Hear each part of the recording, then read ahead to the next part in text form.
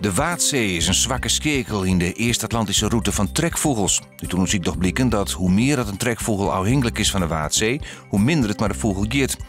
Onderzoekers denken dat lokale factoren hier een rol in spelen, als predatie en het mindere aanbod van eten.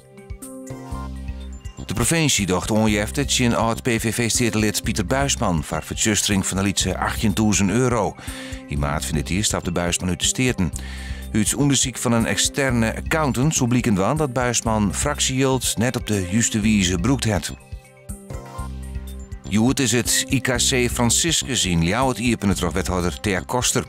Het is het grootste integraal kindcentrum van Friesland. In het centrum gaan 400 ben van 0 tot 12 uur naar dezelfde squallen. Het IKC zal op termijn de benopvang vervangen, zei de verwachting. Een 26-jarige vrouw uit Jelbeem is van de morgen oerval niet naar huis aan het Paradieske. Dat wie om 6 uur van de morgen.